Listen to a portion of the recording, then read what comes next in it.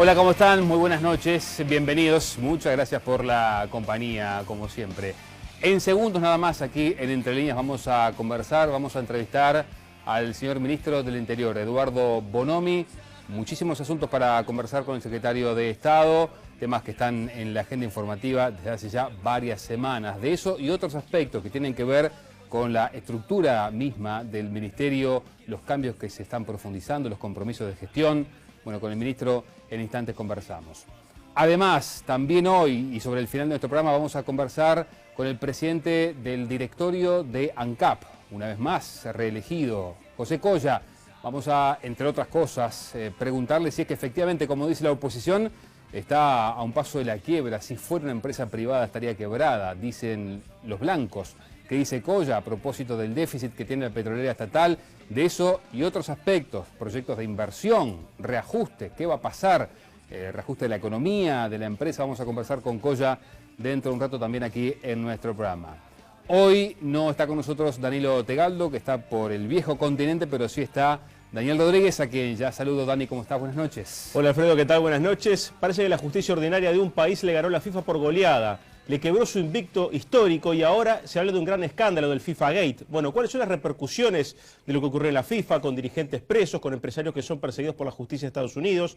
¿Qué valoraciones se pueden hacer desde el punto de vista tributario, del delito de lavado de activos? Bueno, para analizar este caso y también, ¿por qué no?, hablar de la conexión uruguaya en este tema, vamos a entrevistar a Leonardo Costa, abogado experto en materia tributaria, quien ha seguido muy de cerca este tema y va a poder dar una visión interesante sobre este escándalo que ha sacudido el fútbol mundial. Sí, y cómo puede cambiar de ahora en más justamente la estructura, por ejemplo, tributaria en esta materia, si es que están las condiciones para hacerlo. Lo vamos a conversar con el doctor Costa también en el programa de hoy. Sin más, y si me acompañan, es con muchísimo gusto que vamos a recibir al señor Ministro del Interior, Eduardo Bonomi. Ministro, ¿cómo anda? Buenas noches. Muy bien, buenas noches. Ministro, el otro día trascendió que la policía estaba investigando al menos unos 10 secuestros perpetrados del 2013 hasta acá. Primero quiero preguntarle si esta información es correcta. Y me parece que no, no hay tantos secuestros y algunos que están considerados secuestro o posible secuestro, que fue un homicidio en Atlántida. Tampoco le consta a la policía que haya sido un intento de secuestro. Parece que son demasiados. Sí hay algunos hechos que se investigaron como secuestros. Yo creo que se llevó ante el juez y el juez desestimó, o la justicia desestimó el hecho, pero ha habido, pero no, creo que no tantos. Bien, de todas maneras, ministro, ¿la policía teme que, digamos, en el ambiente delictivo se consolide esta figura delictiva propiamente dicha? Este hecho se da en otros países de la región y muchas de las cosas que han pasado en otros países luego pasaron acá. Entonces, en ese sentido, estaba alerta ante el hecho.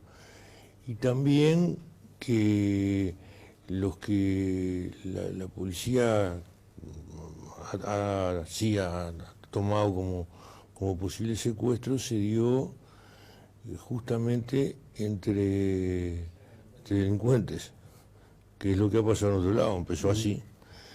Y ha habido en ese sentido, la policía tiene conocimiento de algunas situaciones en que ha habido secuestro de familiares de delincuentes, porque luego piden rescate. Y esas cosas no trascienden demasiado porque no se denuncian. ¿Cuántos casos de este tipo ha habido? No tengo cifras claras, pero no llegan a la cifra de 10, que además digo, son elementos no denunciados. Generalmente no se denuncia esto. No se denuncia porque sus partícipes también son personas que tienen o antecedentes o en conflicto con la ley. Ha habido alguno que sí fue denunciado, y que fue denunciado, hubo detenciones, fueron llevados ante la justicia y no no se encontró que hubiera pruebas suficientes. Ahora, ¿no es un hecho consolidado a nivel de la delincuencia uruguaya que empiece esta práctica de secuestros entre ellos? Que ha habido entre ellos, sí, lo que no creo que esté generalizado eso, ni siquiera entre ellos. ¿Esto forma parte de lo que la policía entiende como la feudalización del delito, ministro? No necesariamente. Lo que la policía entiende como feudalización del delito es cuando delincuentes que operan territorialmente tratan de controlar territorio y en algunos casos tratar de sustituir lo que hace el Estado.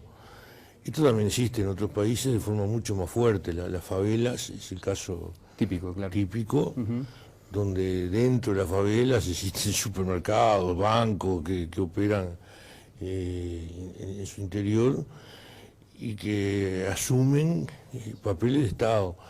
En Uruguay eso no es exactamente así. El Estado puede estar en todos lados a través de distintas expresiones, la escuela, el correo, el MIDES. Lo que sí puede haber en algunos lugares debilitamiento del Estado y los delincuentes tratan de asumir ellos algunas de sus funciones y además operan también intimidando vecinos, favoreciendo a los que le hacen la vista gorda en algunos casos, favoreciéndolos más y los ayudan. Y ese control del territorio, el intento de control del territorio, eso existe, ese intento existe desde que nosotros llegamos al ministerio. Yo siempre recuerdo que cuando estábamos por asumir había un problema en el barrio Marconi, al punto que la Guardia de Coraceros se quedó instalada en el barrio Marconi y la prensa hablaba de la favela. Nosotros la favela de Marconi, cuando nosotros llegamos al ministerio nos preguntaron de algo que venía atrás y nosotros decíamos que favela no había. Después hablamos con el secretario de Seguridad de Río de Janeiro, que lo encontramos en una feria de seguridad y defensa en Río. Lo invitamos a venir a Uruguay, él vino, expuso en Uruguay sobre esas cosas, y él nos decía que estábamos lejos de ser una favela. Más allá, él conocía Uruguay, de que incluso geográficamente distinta, dice, las favelas están en el centro, en Río. Uruguay tiene el problema en los márgenes de Montevideo, las favelas están en lo alto. O sea, él diferenciaba eso y decía, ustedes en el plano de la relación de los delincuentes con el territorio están como estaba Brasil 25 o 30 años atrás. Ustedes están muy lejos de lo que es. Eso sí, tienen que trabajar para que no se extienda. Y en eso se está. ¿Se ha corregido ese debilitamiento de la presencia del Estado en algunos sectores? Sé que no es un trabajo solamente del Ministerio del Interior, obviamente. Acá, entre otros, tiene que estar el Ministerio de Desarrollo, pero digo, ¿se ha corregido? Desarrollo, educación, entre otros, claro, salud pública, o sea, y eso se ha venido tratando de corregir. El grado de corrección lo veremos más adelante. Yo no voy a hacer un balance ahora. Nosotros hemos tratado de incidir en eso en el llamado Plan 7 Zonas, que ahora estamos tratando de incluir en el presupuesto, interactuando con el MIDES, con el Ministerio de Vivienda, el Ministerio de Educación, y aumentando las zonas y tratando de presupuestarlo antes de intervenir, como no pudimos hacer en el periodo pasado, que las 7 zonas las instrumentamos después de aprobado el presupuesto. ¿Y está dando resultados o los resultados que ustedes esperaban? Sí, lo que pasa es que los resultados que nosotros esperábamos no eran inmediatos, se esperaba un resultado mediano y largo plazo, y en ese sentido se está avanzando dentro de lo esperado. Bien, ministro, quiero preguntar por uno o dos casos que usted sabe están en el tapete, en la agenda informativa desde hace ya varias semanas. La no resolución de casos como la de la doctora Salomone o el caso de Lola Chormalés, ¿pueden eventualmente costarle el cargo a usted? Eso no lo decido yo, por supuesto, pero existe una tendencia siempre dentro de una situación delictiva como existe y que se cometen muchos delitos, en buscar los que no se solucionan. Y generalmente no se buscan los que se solucionan e incluso los que se evitan. Yo creo que de un tiempo a esta parte es muy claro, incluso hasta mirando la reseña de prensa, que se están evitando una cantidad de delitos, o se está llegando en el momento que se cometieron o después que se cometieron, de forma mucho más importante que antes. Eso no se señala. Se señalan dos hechos que son muy complicados. Fíjese que la policía, cuando investiga sobre determinadas posibilidades. La declaración de personas que vieron algo o que tienen alguna información, huellas, escuchas. En este caso no hay nadie que haya visto nada, nadie. Estamos hablando del caso de la doctora Salomone. Sí, en el caso de la doctora Salomone, nadie.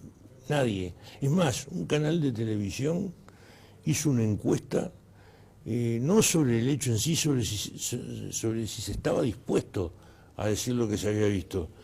Mayoritariamente respondieron que no. Entonces, no sobre este caso en general, así difícil.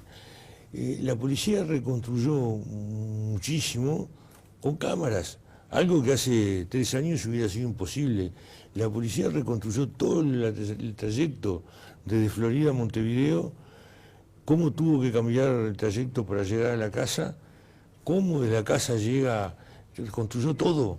Vio algunas cosas dentro del auto y no vio más porque tenía los vidrios oscuros que no permitían ver, solamente se veía por el parabrisas.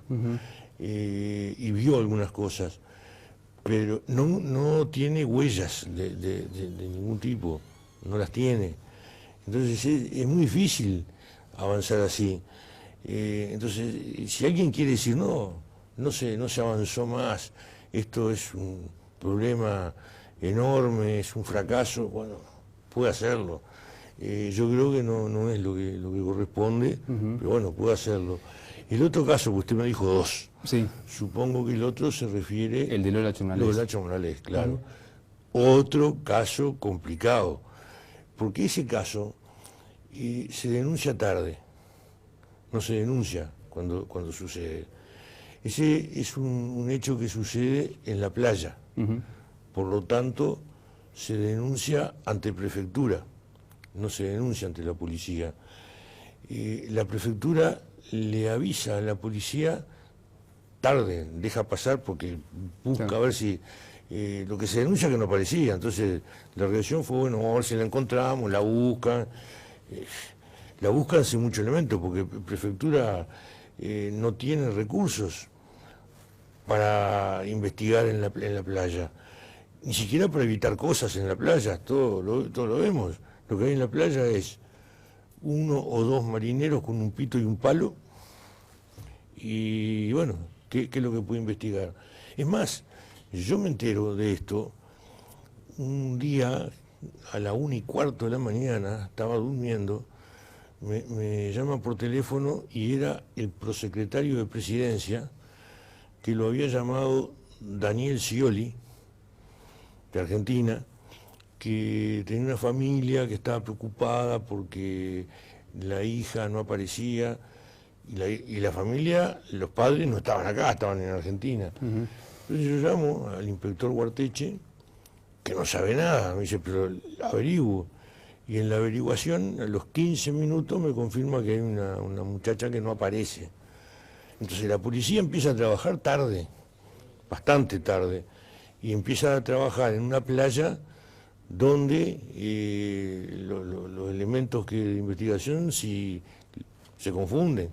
Eso se agarra de inmediato. Entonces hay situaciones que el que analiza objetivamente o utiliza el hecho para criticar. ¿Y cree que se está utilizando estos dos casos? No, hay las dos cosas. Hay quienes analizan objetivamente. Y hay quienes tratan con esto, decir que no se hace nada, que no se puede. Y que no se hace nada, no, se hace muchísimo. ¿Pero políticamente dice que lo están utilizando? No sé, dejémoslo así, pero que se pierde la objetividad del análisis, Y hay quienes tratan de hacerlo objetivamente y reconocen las dificultades que son clarísimas. Bien, es más, en el caso de Lola Chonlanés, sí. Fue un momento de mucha afluencia de turismo, claro, y turistas del exterior. Claro. No sé, si esto lo hizo alguien del exterior y se fue, no se va a saber. Esto es un hecho difícil. Los dos que me mencionó usted son difíciles y complejos. A propósito del último, el reciente, ministro, el de la doctora Salomone, hoy por hoy la policía no tiene una pista definida, no tiene pistas claras. No, ese es otro tema. Cuando una cosa está en investigación, yo no analizo, no hago declaraciones sobre las pistas, el avance de la investigación. Yo lo que sí analizo en este caso son las dificultades que puede tener un hecho de estas características y además esa encuesta televisiva que mayoritariamente la gente decía que, no sobre este hecho, sino sobre cualquier hecho, que no, si tenía elementos no lo daba. ¿Usted me puede decir públicamente, ministro, si del análisis que hicieron básicamente las cámaras, porque como usted decía no tienen mayores elementos, pudieron, por ejemplo, corroborar si la doctora fue seguida? No, ahí ya entro en los acontecimientos sobre los que no voy a hablar. Bien. De todas maneras, obviamente, la policía no descarta ninguna hipótesis. Todavía no ha descartado ninguna. No, está tratando de construir hipótesis también, distintas. Bien. Ministro, ¿qué hizo el Ministerio con la información que le proporcionó Peñarol sobre su equipo de seguridad? Y el Ministerio tiene toda una investigación sobre la violencia en el deporte. Dentro de esa investigación ha pedido a los clubes, sobre todo los clubes que tienen mayor incidencia en los conflictos, que le diga a quienes están trabajando en seguridad, sobre todo porque es clarísimo que la seguridad pública y la seguridad privada en estos casos hay que coordinarla. Entonces pidió la lista. Se le dio esa lista y coordina con los aspectos de seguridad con quienes integran esa lista. ¿Es correcto que hay un barra brava con antecedentes por narcotráfico? Y en distinto grado sí, es correcto. ¿Le preocupa que, o mejor dicho, supongo que sí, pero se está pensando eventualmente cómo se puede llegar a ser el operativo en caso que haya una final entre Peñarol y Nacional por el campeonato uruguayo? ¿Que se puede dar?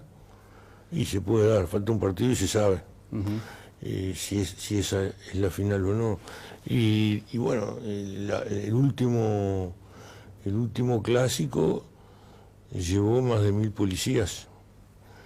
El último clásico, a pesar que hay periodistas deportivos que generalmente incurren en hechos delictivos y opinan, yo quería saber qué pasaría si yo me pusiera a opinar sobre los partidos de fútbol, analizaría y analice cómo jugó cada cuadro y que se equivocó el comentarista cuando dijo que tal cosa fue penal, cuando en realidad no fue. Yo quería saber. Pero parece que como se opina de deporte, muchos opinan sobre seguridad en el deporte y lo hacen a partir de lo que ellos creen que es correcto. Entonces consideraron que hubo grandes errores en el último, algunos, la mayoría no, la mayoría entendió que había sido un operativo exitoso. Yo creo que fue un operativo exitoso, que no quiere decir que no haya problemas, porque Lo que tiene que hacer la policía es, en el caso de que haya gente con intención de provocar problemas, tratar de evitarlo. O si se empieza un problema, que no llegue a mayores. Eso se hizo, se evitaron la mayor cantidad de problemas. Hubo 48 detenidos. Los 48 detenidos, la gran mayoría no fue en el estadio, fue mientras se trasladaban en ómnibus, fueron incidentes provocados en ómnibus, y los que hubo no pasaron a mayores.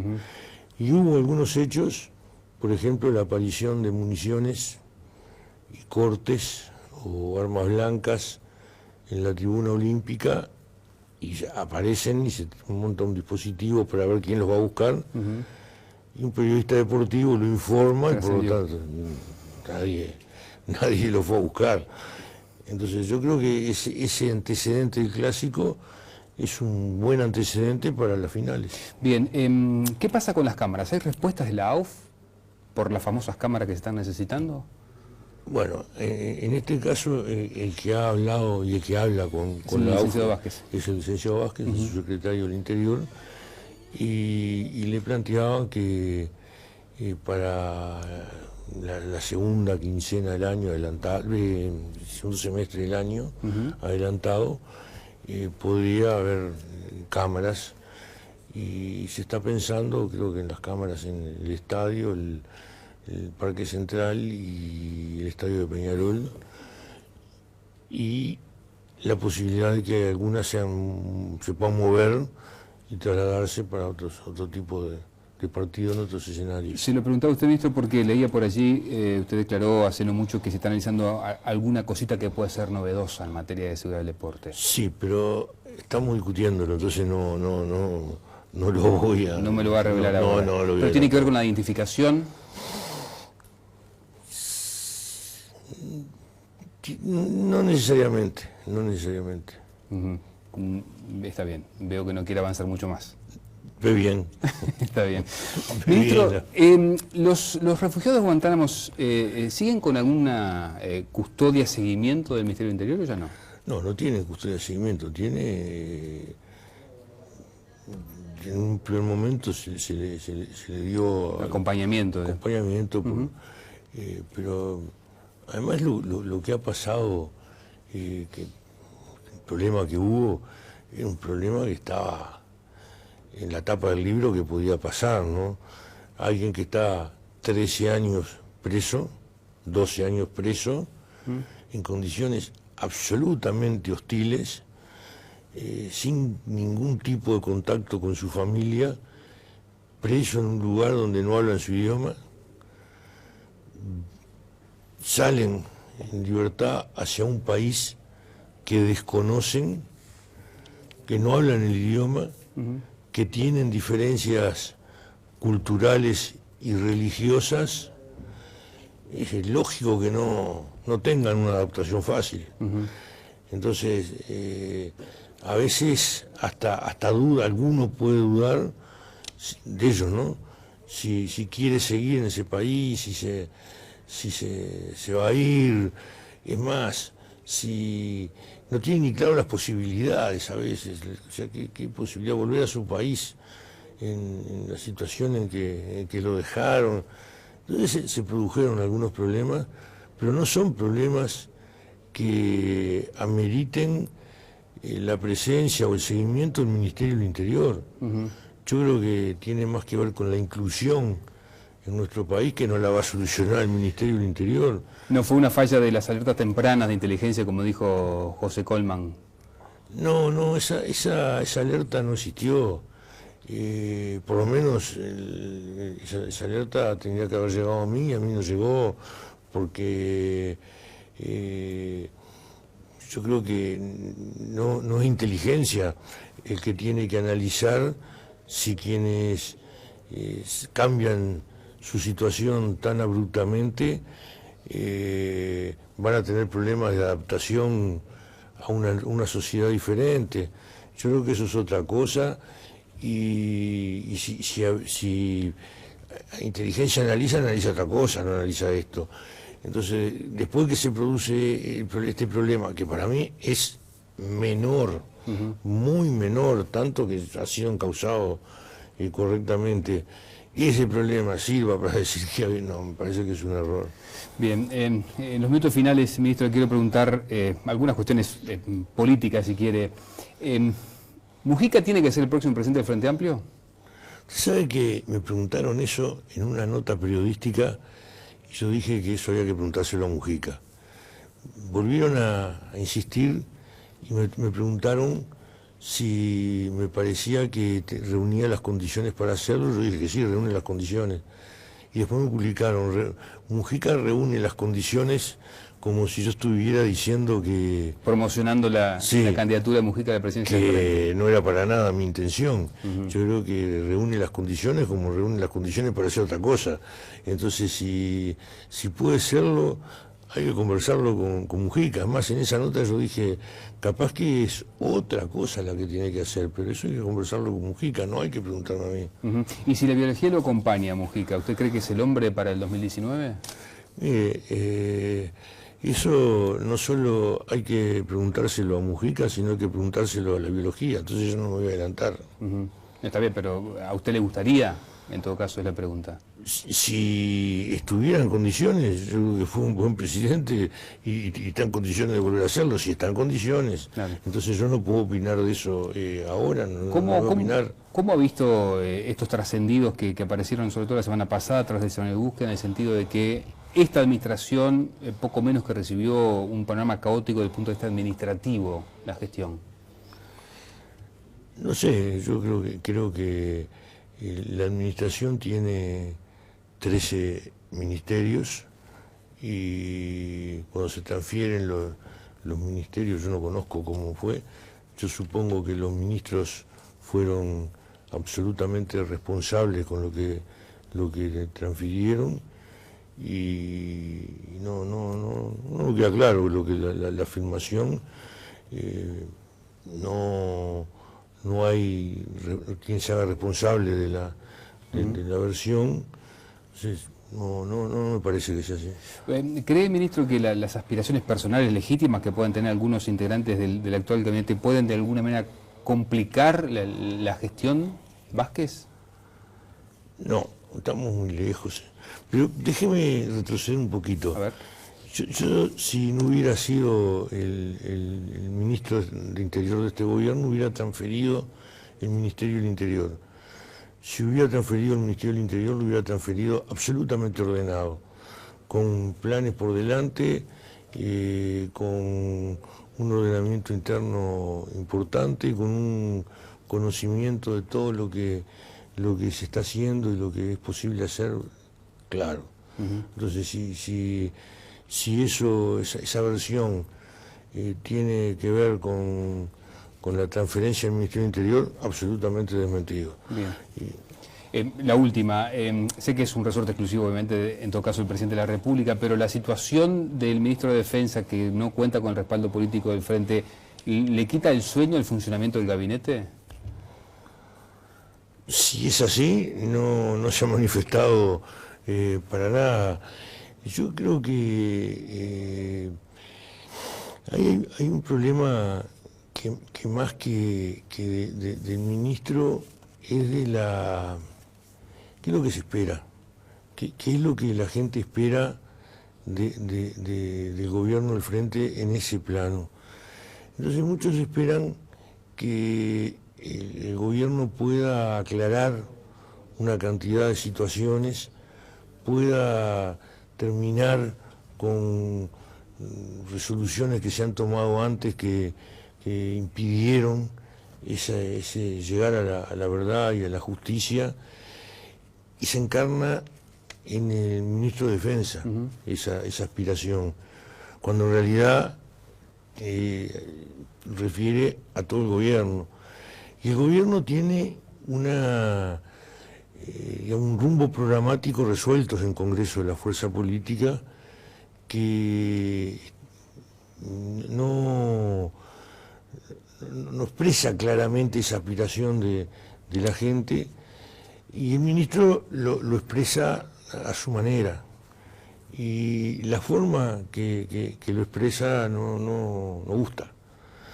pero no es, para mí, el problema es si el ministro quiere ir más cerca o quiere ir más lejos, sino el problema es hasta dónde puede ir el conjunto del gobierno en este tema.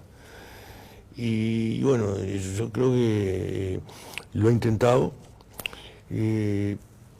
aprobó una ley interpretativa de la ley de caducidad, fue considerada inconstitucional por la Suprema Corte. Ha hecho otras interpretaciones también que fueron consideradas inconstitucionales. Entonces tiene un marco para hacer las cosas que no es el marco más adecuado para llegar a donde quiere llegar una cantidad de gente importante. Y otra cosa que yo quiero que hay que aclarar es que muchas veces se confunde, los que peleamos en determinado momento y sufrimos determinadas cosas, dicen algunos, analizamos diferente. No, yo peleé por determinados objetivos y me respondieron de determinada manera y esas cosas producen cuestiones en lo interno.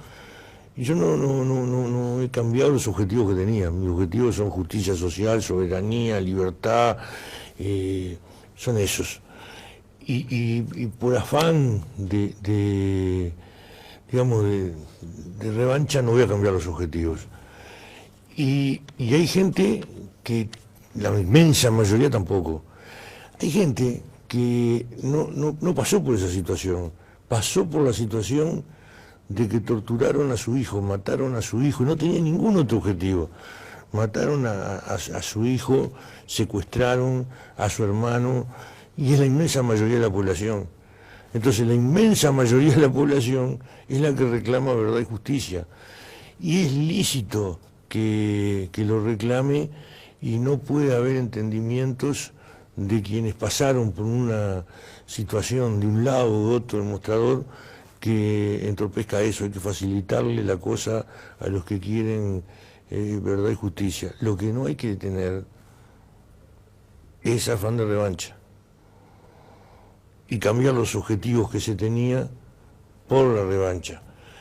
El ministro de Defensa muchas veces cuando habla, y es muy fuerte cuando habla, se refiere a eso.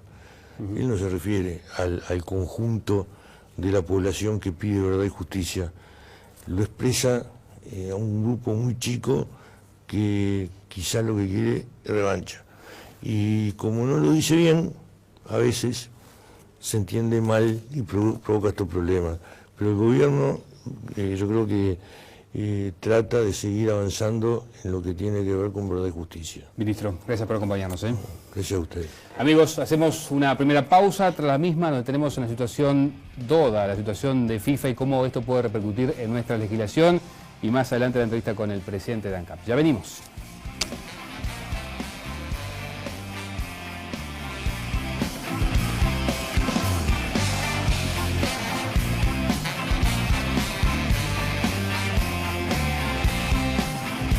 Voy a bucear hasta el fondo del mar.